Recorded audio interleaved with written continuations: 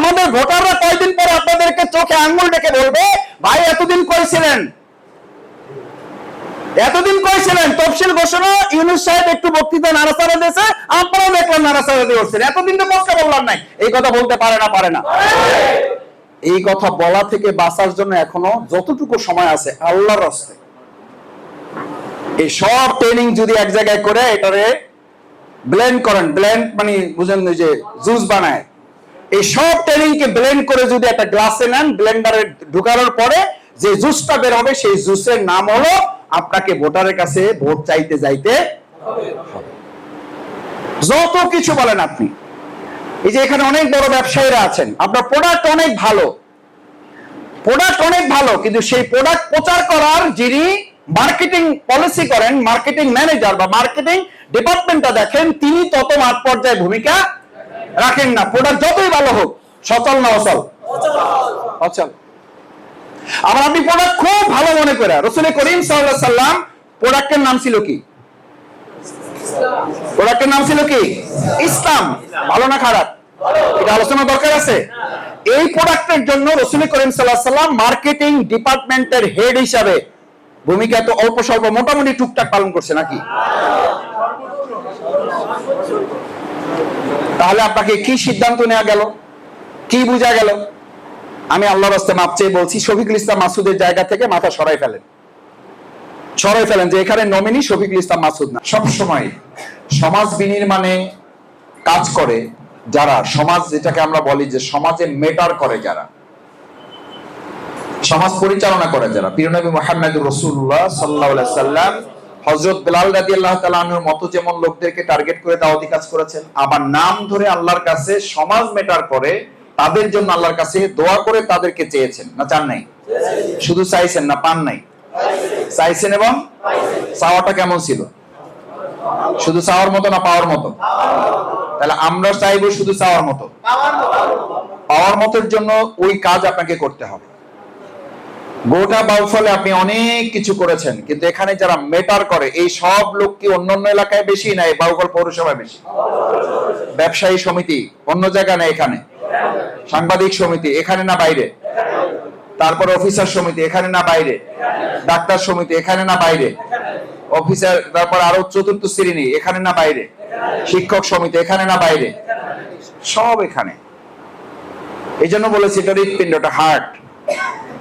আপনি এখানে যদি ঝড় তুলতে পারেন তাহলে এই ঝড়ের আভাস, এর ঢেউ সব জায়গায় গিয়ে পৌঁছবে। আপনারা আমাদেরকে এতদিন বলতেন যে মাসুদ ভাই বাউফলে এসে গরম গরম বক্তৃতা করলে হবে না, আন্দোলন জমাইতে হবে ঢাকায়। কোথায়? না না বলতেন ভাই, এখন জিনা বলতেছেন যে পরে চাপটা তো আমাদের উপর আসতেছে, এটা বুঝে বলতেছেন। এটা সবসময় বলা হয়েছে, এটা আমরাও স্বীকার করতাম যে আন্দোলন রাজশাহীতে আগে জমাইয়া লাভ নাই, জমাইতে হবে কোথায়? ওখানে সাপোর্ট লাগবে, কিন্তু মূল ঢেউটা তুলতে হবে কোথায়? আরে আগেই পৌরসভায় যাইতেছেন, বুঝছি বাড়ি যাইতে হবে তাড়াতাড়ি, আমি প্রোগ্রাম শেষ করতেছি, অসুবিধা নেই, মানে আমার বক্তৃতা আগাই দিতেছেন আপনারা। ঢাকার কথা বলছি, এটা বাস্তবে বহু জায়গায় বহু আন্দোলন হয়েছে, কিন্তু যতক্ষণ পর্যন্ত আমাদের যাত্রাবাড়ির লোকেরা গণভবন পর্যন্ত যাইতে না পারছে, যতক্ষণ পর্যন্ত উত্তরের লোকেরা আমাদের মহাখালী পার হইতে না পারছে, ততক্ষণ পর্যন্ত দেশ স্বাধীন হয়নি। এটা মনে আছে? এটা মনে থাকলে এত চিন্তা করার তো কিছু নাই। এই দৃষ্টিভঙ্গি এবং এই দৃশ্য যদি আপনার চোখের সামনে থাকে, তাহলে আগামীতে ইলেকশনের ভোট কোথায় কি রেজাল্ট আসতেছে এইটা পরে, এখান থেকে গণনাটা শুরু হয়ে যখন এখানকার গণনার কোন একটা কেন্দ্রের রেজাল্ট আপনার কাছে আসবে, এবং এই ম্যাচের সাথে সাথে পুরো এলাকায় যত দ্রুত ছড়াবে, চন্দ্রদ্বীপের কথা কিন্তু তত দ্রুত ছড়াবে না, কনকদিয়ার কথা অত দ্রুত ছড়াবে না, কাশিপাড়ার কথা অত দ্রুত ছড়াবে না, ছড়াবে এখানকার কথা। এখানকার একটা ওয়ার্ড, একটা কেন্দ্রের খবর দ্রুত সবার কানে পৌঁছে যাবে যে কি হয়েছে, কোন প্রার্থী ১,৫০০ ভোটে আগায় আছে। ব্যাস, এই যে আগায় আছে, এই খবর যে পৌঁছে গেছে, অন্য জায়গার সমস্ত প্রিজাইডিং অফিসাররা একটু নড়ে চড়ে বসবে যে যেহেতু আগায় আছে, সুতরাং এখানে ডান বাম করে খুব একটা লাভ।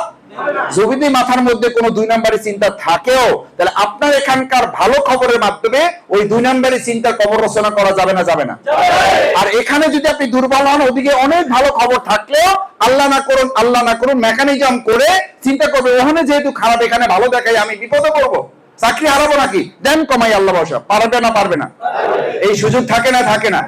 সুতরাং আপনার ভালো মেসেজটা এখান থেকে আপনি যত দ্রুত সরবরাহ করতে পারবেন, তত আপনার নির্বাচনের ইতিবাচক ফলাফল আপনার পক্ষে আপনি নিয়ে আসতে পারবেন।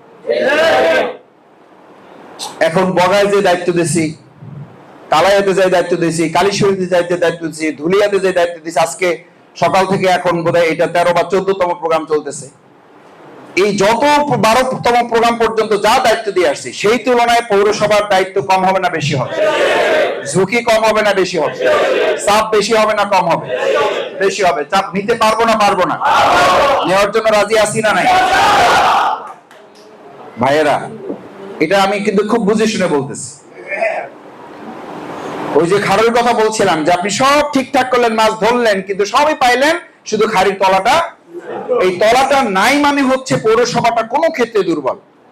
শুধু পৌরসভা না, কোন একটা ওয়ার্ড দুর্বল, শুধু ওয়ার্ড না, কোন একটা কেন্দ্র দুর্বল। এইটুকুই হচ্ছে ছিদ্র, ছিদ্রটুকু দিয়ে আপনার সমস্ত সফলতা বের হয়ে যাওয়ার একটা সম্ভাবনা থাকবে। এটা কি আপনার সুযোগ?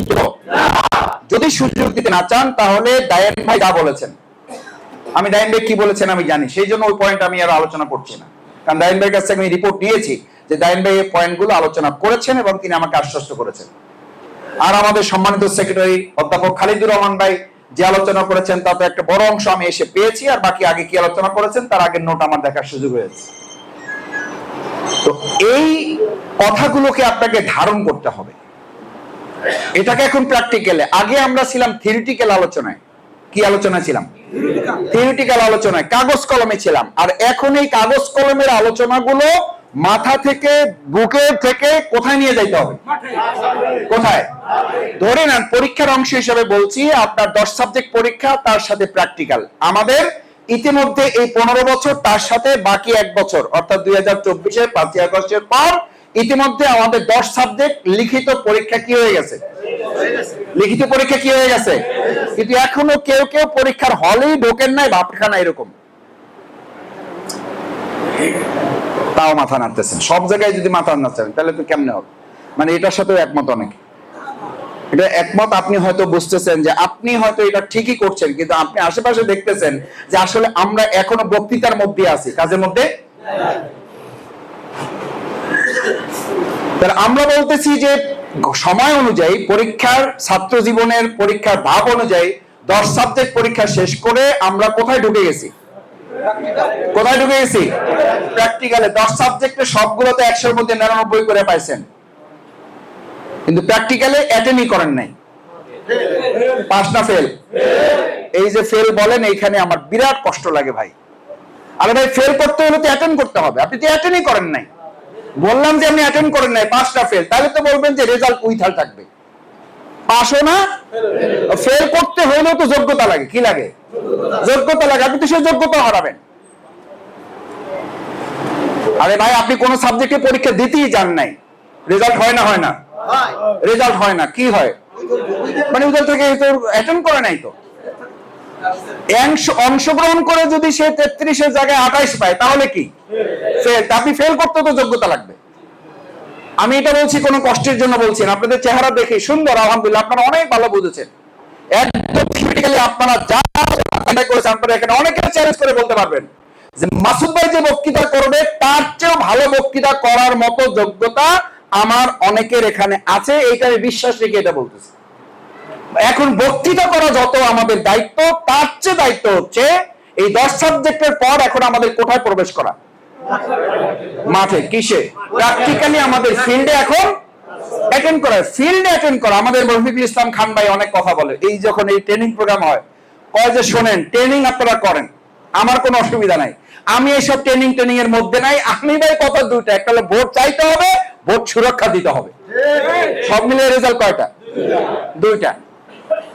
এর বাইরে আর যা যা বলছেন, এই সব রেজাল্ট এক জায়গায় করেন, ওই রেজাল্ট এই দুইটা, ভোট চাইতে হবে, ভোট দেওয়ার পরে সেটা সুরক্ষা দিতে হবে। এই দুইটার জন্য এত আলোচনা আমরা করেছি।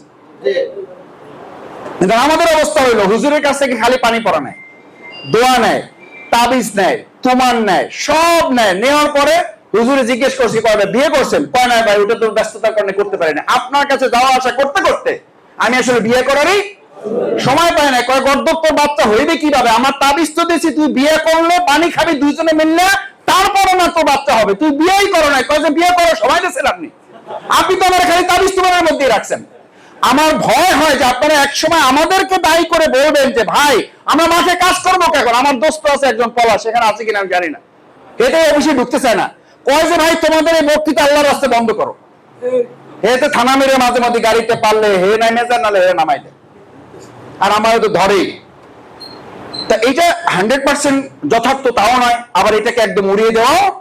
আমার মাঝে মধ্যে ভয় হয় যে আপনারা এক সময় আমাদেরকে আসামি করে ফেলেন কিনা, যে ভাই আমরা কাজ করবো কি, আমাদের তো খালি সারা জীবন কি শুনাইছেন, বক্তৃতা শুনাইছেন, আমরা তো খালি বক্তৃতা শুনছি, আমরা তো বিয়ে করার টাইমই পাই নাই, আমরা তো ভোট চাওয়ার টাইমই পাই না, আমরা তো মানুষের কাছে যাইতেই পারি না, আমরা তো খালি ট্রেনিং নিছি।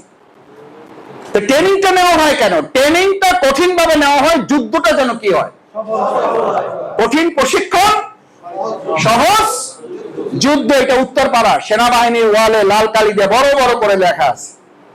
আমাদের দুজন গেস্ট আছে, ওনারাও ভালো জানেন, আপনাদের মধ্যে ম্যানেজমেন্টে যারা আছেন, আমাদের ব্যাংকার আছে, আপনারাও জানেন প্রশিক্ষণ যদি কঠিন ভাবে নেওয়া হয় তাহলে যুদ্ধটা কি হয়, সহজ হয়। এখন কঠিনটা প্রশিক্ষণ নিলাম, যুদ্ধে অংশগ্রহণ করলাম না, তাহলে তো আরো বেঁচে গেলাম নাকি? তাহলে আমরা প্রশিক্ষণটা নিলাম এই জন্য যে আমরা টোটালি যুদ্ধে যাইতেই চাই না, আল্লাহ কবুল করুন।